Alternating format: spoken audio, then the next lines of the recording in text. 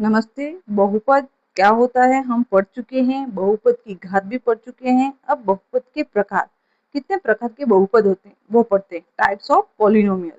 देखो, बहुपद को दो प्रकार से बांटा गया है, एक तो पदों की संख्या के अनुसार, एक उसकी घात के अनुसार। कोई भी बहुपद है उसके पदों की संख्या के अनुसार उसका अलग नाम दे रखा है और घात के अनुसार अलग नाम दे रखा है। बहुपद की घात मैंने आपको पहले बताया है, जो चरपद की अधिकतम घात होती है वही बहुपद की घात होती है, उसके अनुसार उसके अलग प्रकार है। पहले हम बहुपद के पदों की संख्या के अनुसार देखते हैं। पद मतलब किसी बहुपद में, जैसे मैंने ये लिखा x square plus 2x plus 3, ये लिखा मैंने, इसमें कितने पद हुए? एक पद, दो पद और ये तीन पद। मतलब प्लस माइनस से जो संख्या ये जुड़ी होती है चर, वो कहलाते हैं इसके पद। इसका पहला पद, दूसरा पद और तीसरा पद, मतलब इसमें कितने पद है? तीन पद है। तो ये तीन पद हैं। अब उसी तरह से एक्स की घात 40 लिखा मैंने, केवल अगर ये लिखा तो इसमें एक पद है। जैसे एक्स की घात 3 लिखा प्लस एक्स की घात 2 लिखा, तो कितने हो गए? दो पद हो गए। इसमें दो पद है। इन पदों की संख्या के अनुसार उसके अलग अलग प्रकार है।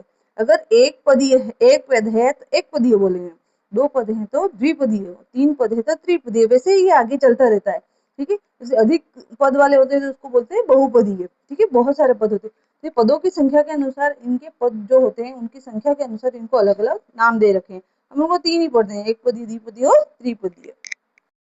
तो इस तरह से ये था अपना पदों की संख्या के अनुसार प्रकार।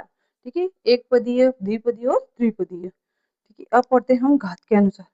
जो बहुपद की घात होती है उसके अनुसार उसके प्रकार अलग होते हैं। अगर किसी बहुपद में कोई बहुपद, मान लो मैं ऐसे लिखती हूँ, जैसे मैंने ये लिखा x प्लस 5, एक्स प्लस 5। अब यहाँ पे चर है x और चर है 5। तो इस चर में जो घात है वो क्या है? एक। कितनी है? एक।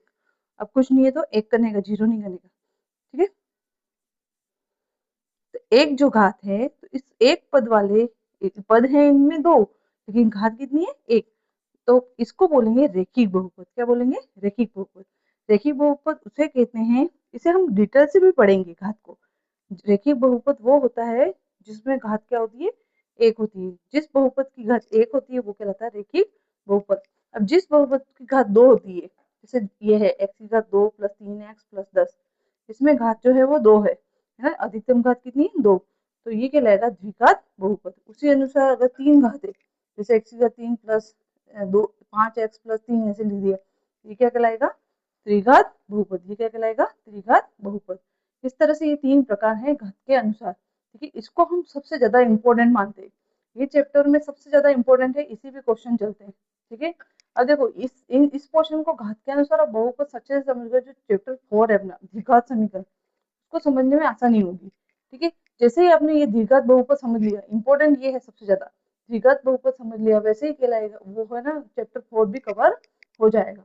इसलिए इसको घात के अनुसार हम और डिटेल से पढ़ेंगे। ठीक है, घात के अनुसार जो बहुपद होते हैं उनका और डिटेल से एक वीडियो बनेगा, उसमें मैं आपको और डिटेल से इसको समझाऊंगी।